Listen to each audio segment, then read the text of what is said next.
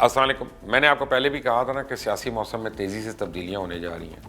بظاہر تو حکومت کو کسی اپوزیشن کا سامنا نہیں، لیکن لنڈن پلان کی کھچڑی کو بھی نظر انداز نہیں کیا جا سکتا.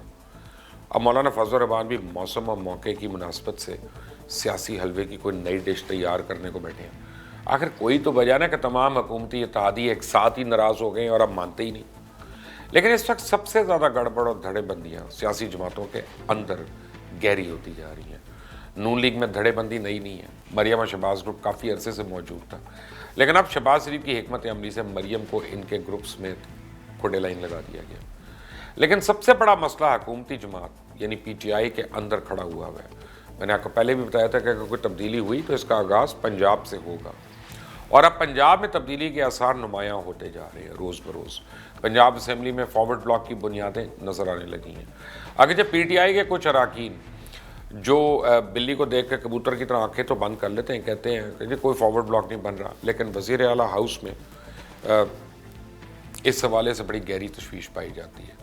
وزیر اعظم ہاؤس میں بھی اس نئی تبدیلی کی خبریں پہنچ گئی ہیں، اور عثمان بزدار جو اتحادیوں کو منانے لگے تھے اب انہیں اپنی پارٹی کے اراکین کے بغاوت کا چیلنج درپیش ہے.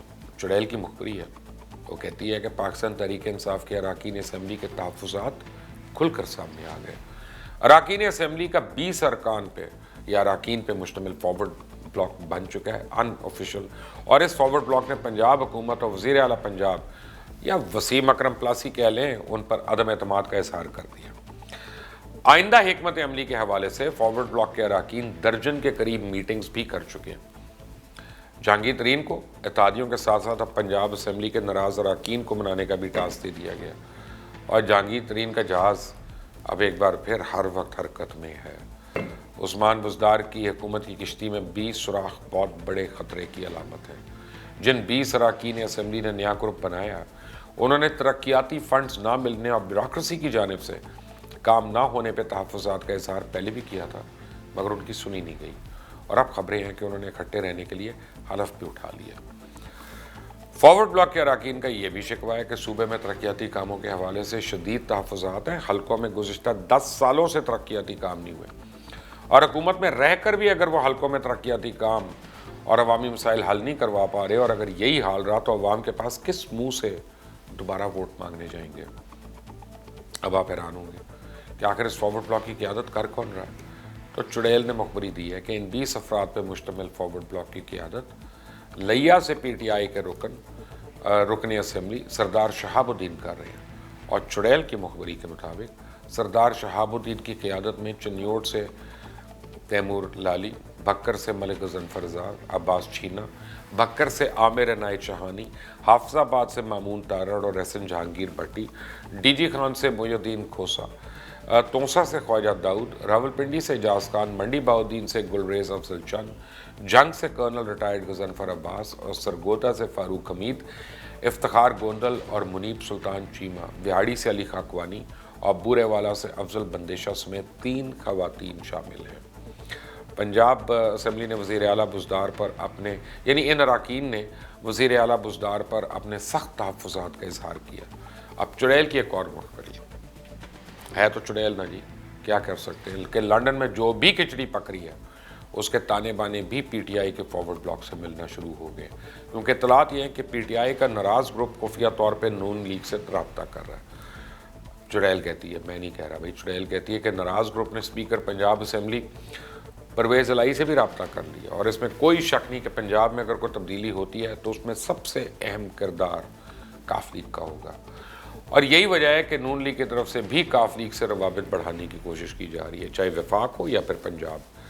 پی ٹی آئی میں دھڑی بندی کوئی نئی بات تو نہیں ہے. پی ٹی آئی میں دیگر سیاسی جماعتوں سے آنے والے سیاستدانوں نے اپنے ہم خیال گروپس ہی نہیں بنائے، بلکہ انٹر پارٹی انتخابات کے موقع پہ عہدوں کے لیے وہ ایک دوسرے پہ لان تان بھی کرتے نظر آئے تھے الیکشن سے ہی پہلے. وہ آپ دیکھ لیں کتنے بڑے بڑے نام تھے، اب میں کیا نام لوں یہاں پہ. وہ بلیم کرتے ہیں کہ جی مجھے فلاں نے الیکشن ہرایا، فلاں کہتا خود ہارا.